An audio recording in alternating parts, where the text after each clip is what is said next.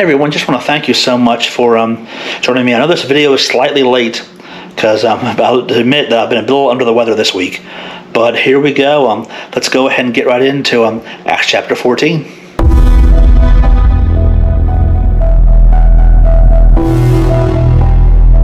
Hey everyone, so welcome to Acts chapter 14. Let's go ahead and get into it.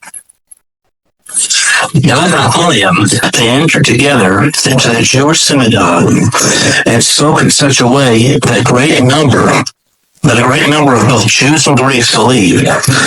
But the unbelieving Jews stirred up the Gentiles and poisoned their minds against the brothers. So they remained for a long time speaking boldly to the Lord, who bore witness to the world of his grace, granting signs and wonders to be done by their hands. But the people of the city were divided. Some sided with the Jews and some with the apostles. But an attempt was made by both the Gentiles and Jews with their rulers to mistreat them and to stone them.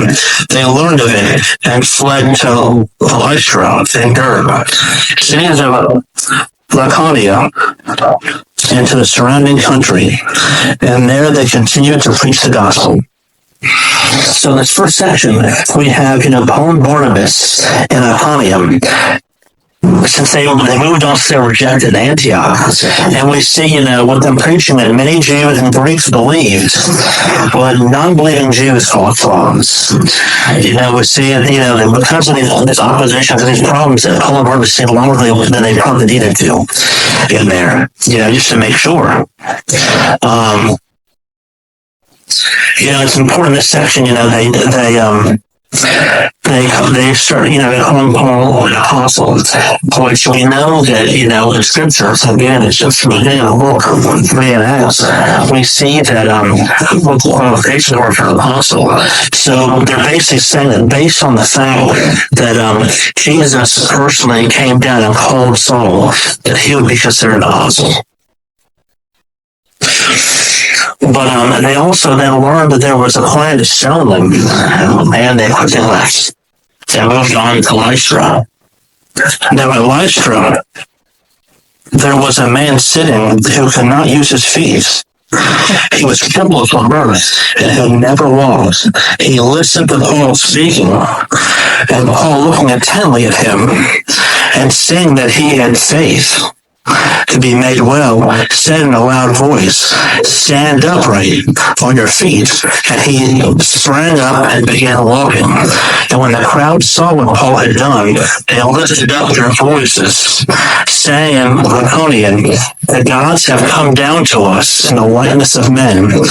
Barnabas they called Zeus, and Paul Hermes, because he was chief speaker.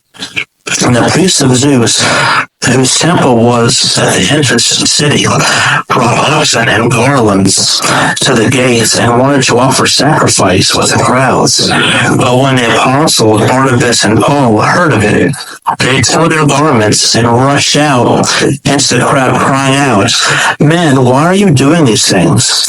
We also are men of like nature, with whom we bring you good news, that you should turn from these vain things to a living God, who made the heaven and the earth, and the sea and all that is in them. In past generations, he allowed all the nations to walk into their own ways, yet he did not leave himself without witness.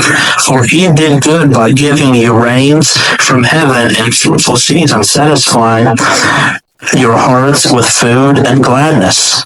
Even when these words, they scarcely restrained the people from offering sacrifices to them." So then we move on, and as they're in Lystra, we know in this area that most of the population there spoke mostly Gentiles, and they had no real belief and no synagogue to go to, so just kind of wandering around. And we see that the Holy Spirit gives Paul the power to heal this crippled man.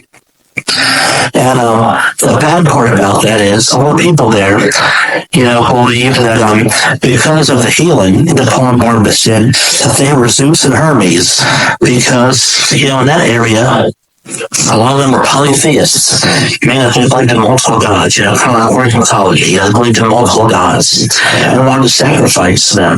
And even though, Barnabas got upset and told them, no, we're regular people, we're not gods, they still wanted to do this. But the difference being, polytheists, if you didn't know, like I said, being multiple gods, and monotheists being one god. So when you hear that, we know that they're polytheists. They believe in multiple gods. Of their own background. We're monotheists. Most of us are monotheists because we believe in one God. We just believe that He comes in three persons. Three distinct persons. But Jews came from Antioch and Iconium, and having persuaded the crowd, they stoned Paul and dragged him out of the city, supposing that he was dead. But when the disciples gathered about him, he rose up and entered the city. And on the next day, he went on with Barnabas to Derbe.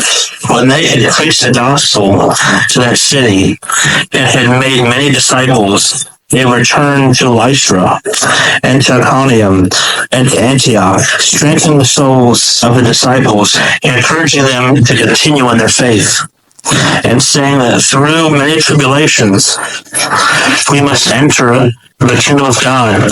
And when they had appointed elders for them in every church with prayer and fasting, they committed them to the Lord in whom they had believed. So then we move on to the next section, and we see that here Paul is stoned. So we know here that the Jews had actually followed them from Antioch just to stone them and just stir up problems.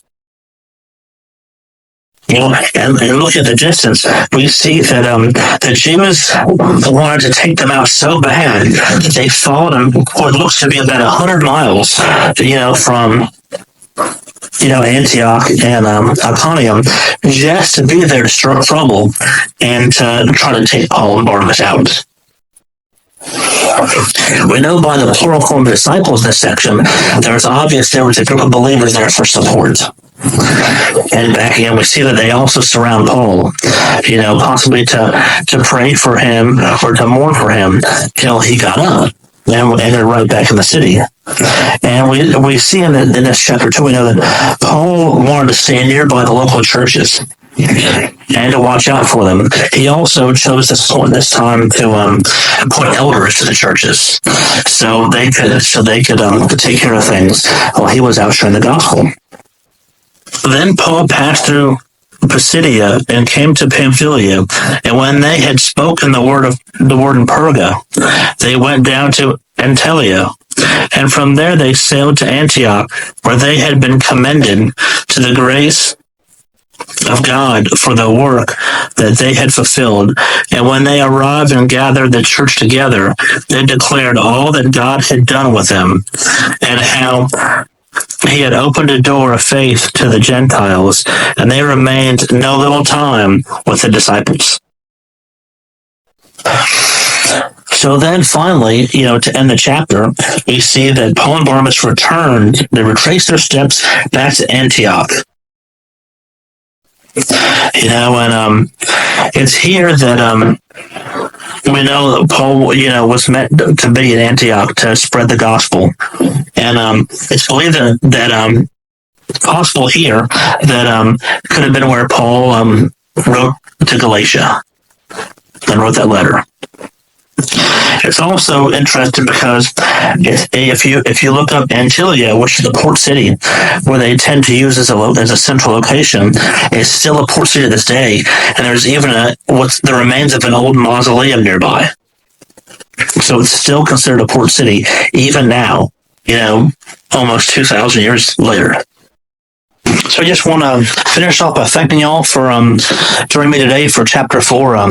I appreciate you tuning in and watching the video. A little under the weather, but I only still want to knock a few videos out on schedule. So thank you again for joining me, and see you for Acts chapter 15. Have a blessed day.